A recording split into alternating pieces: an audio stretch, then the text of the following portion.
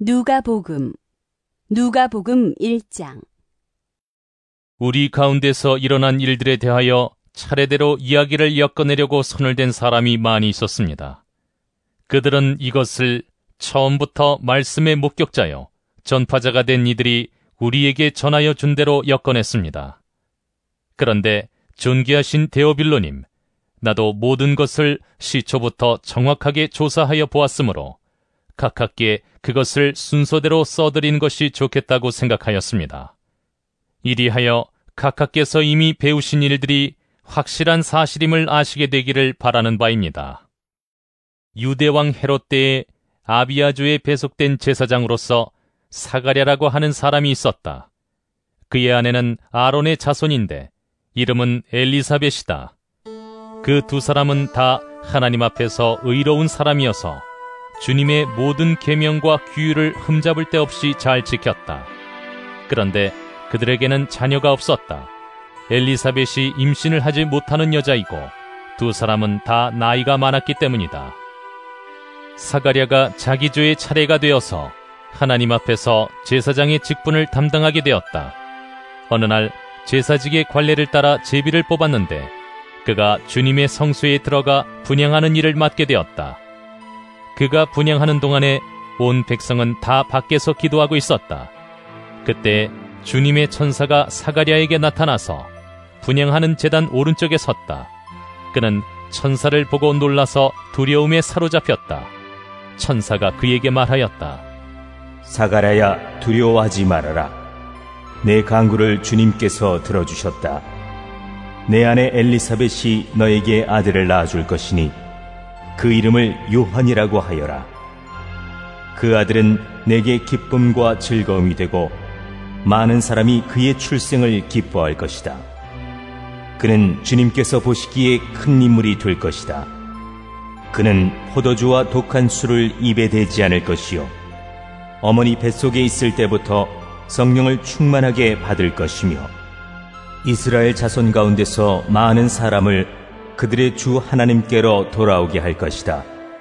그는 또한 엘리야의 심령과 능력을 가지고 주님보다 앞서 와서 부모의 마음을 자녀에게로 돌아오게 하고 거역하는 자들을 의인의 지혜의 길로 돌아서게 해서 주님을 맞이할 준비가 된 백성을 마련할 것이다.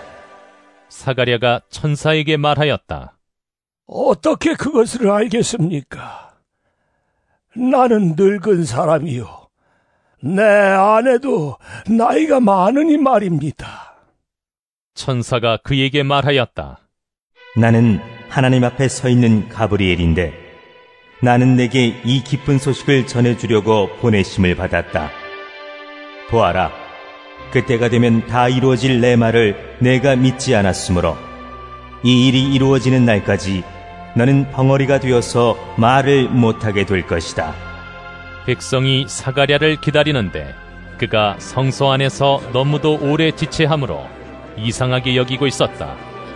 그런데 그가 나와서도 말을 못하니까 사람들은 그가 성소 안에서 환상을 본 줄로 알았다. 사가랴는 그들에게 손짓만 할 뿐이요 그냥 말을 못하는 채로 있었다. 사가랴는 제사 당번 기간이 끝난 뒤에 집으로 돌아갔다. 그 뒤에 얼마 지나서 그의 아내 엘리사벳이 임신하고 5달 동안 숨어 살면서 이렇게 말하였다.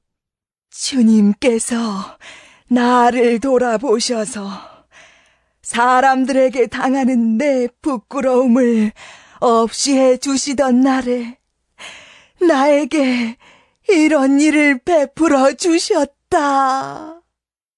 그 뒤로 6달이 되었을 때에 하나님께서 천사 가브리엘을 갈릴리 지방의 나사렛 동네로 보내시어 다윗의 가문에 속한 요셉이라는 남자와 약혼한 처녀에게 가게 하셨다.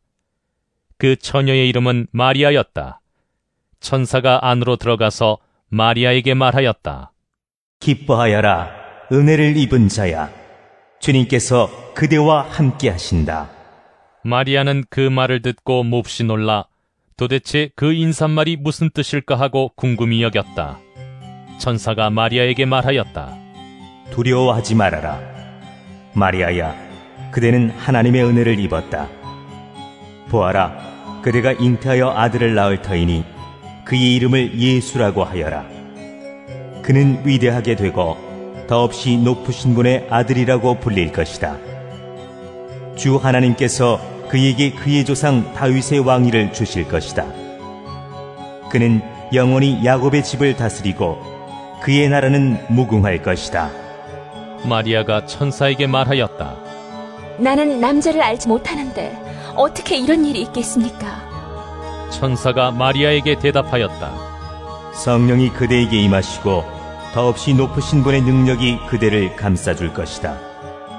그러므로 태어날 아기는 거룩한 분이요 하나님의 아들이라고 불릴 것이다.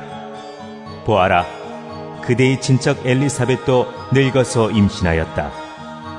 임신하지 못하는 여자라 불리던 그가 임신한 지 벌써 6달이 되었다. 하나님께는 불가능한 일이 없다. 마리아가 말하였다. 보십시오. 나는 주님의 여종입니다. 당신의 말씀대로 나에게 이루어지기를 바랍니다. 천사는 마리아에게서 떠나갔다. 그 무렵에 마리아가 일어나 서둘러 유대 산골에 있는 한 동네로 가서 사가랴의 집에 들어가 엘리사벳에게 문안하였다. 엘리사벳이 마리아의 인사말을 들었을 때 아이가 그의 뱃속에서 뛰놀았다. 엘리사벳이 성령으로 충만해서 큰 소리로 외쳐 말하였다. 그대는 여자들 가운데서 복을 받았고 그대의 태중의 아이도 복을 받았습니다. 내 주님의 어머니께서 내게 오시다니 이것이 어찌 된 일입니까? 보십시오. 그대의 인사말이 내 귀에 들어왔을 때에 내 태중의 아이가 기뻐서 뛰놀았습니다. 주님께서 하신 말씀이 이루어질 줄 믿은 여자는 행복합니다. 그리하여 마리아가 말하였다. 내 영혼이 주님을 찬양하며 내 마음이 내 구주 하나님을 좋아함은 그가 이 여종의 비천함을 보살펴 주셨기 때문입니다. 이제부터는 모든 세대가 나를 행복하다 할 것입니다. 힘센 분이 나에게 큰일을 하셨기 때문입니다. 그의 이름은 거룩하고 그의 자비하심은 그를 두려워하는 사람들에게 대대로 있을 것입니다. 그는 그 팔로 권능을 행하시고 마음이 교만한 사람들을 흩으셨으니 제왕들을 왕좌에서 끌어내리시고 비천한 사람을 높이셨습니다. 줄인 사람들을 좋은 것으로 베푸르게 하시고 부한 사람들을 빈손으로 떠나보내셨습니다. 그는 자비를 기억하셔서 자기의 종 이스라엘을 도우셨습니다. 우리 조상들에게 말씀하신 대로 그 자비는 아브라함과 그 자손에게 영원토록 있을 것입니다. 마리아는 엘리사벳과 함께 3달쯤 있다가 자기 집으로 돌아갔다. 엘리사벳은 해산할 달이 차서 아들을 낳았다. 이웃 사람들과 친척들은 주님께서 큰 자비를 그에게 베푸셨다는 말을 듣고서 그와 함께 기뻐하였다. 아기가 태어난 지 8회째 되는 날에 그들은 아기에게 할례를 행하러 와서 그의 아버지의 이름을 따서 그를 사가랴라 하고자 하였다. 그러나 아기 어머니가 말하였다. 안 됩니다. 요한이라고 해야 합니다. 사람들이 말하였다. 당신의 친척 가운데는 아무도 이런 이름을 가진 사람이 없습니다. 그들은 그 아버지에게 아기의 이름을 무엇으로 하려는지 손짓으로 물어보았다. 그가 서판을 달라 하여 그의 이름은 요한이다 하고 쓰니 모두들 이상히 여겼다. 그런데 그의 입이 곧 열리고 혀가 풀려서 말을 하며 하나님을 찬양하였다. 이웃 사람들은 모두 두려워하였다. 이 모든 이야기는 유대 온 산골에 두루 퍼졌다. 이 말을 들은 사람들은 모두 이 사실을 그들의 마음에 두고 이 아기가 대체 어떤 사람이 될 것인가 하고 말하였다. 주님의 보살피는 손길이 그 아기와 함께 하시는 것이 분명했기 때문이다. 요한의 아버지 사가랴가 성령으로 충만하여 이렇게 예언하였다. 주 이스라엘의 하나님은 찬양받으실 분이시다. 그는 자기 백성을 돌보아 속량하시고 우리를 위하여 능력 있는 구원자를 자기의 종 다윗의 집에 일으키셨다. 예로부터 자기의 거룩한 예언자들의 입으로 주님께서 말씀하신 대로 우리를 원수들에게서 구원하시고 우리를 미워하는 모든 사람들의 손에서 건져내셨다.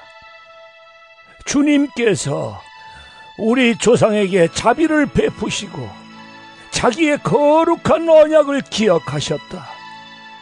이것은 주님께서 우리에게 주시려고 우리 조상 아브라함에게 하신 맹세이니 우리를 원수들의 손에서 건져주셔서 두려움이 없이 주님을 섬기게 하시고 우리가 평생 동안 주님 앞에서 거룩하고 의롭게 살아가게 하셨다.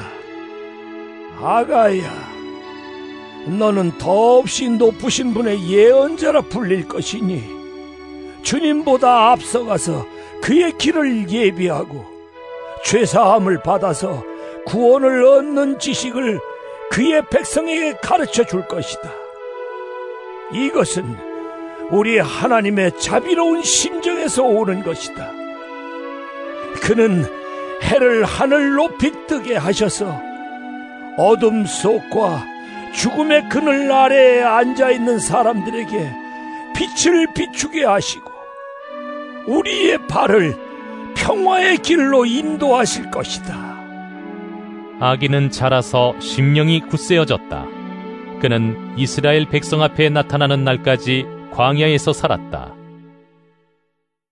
에서 살았다. 에서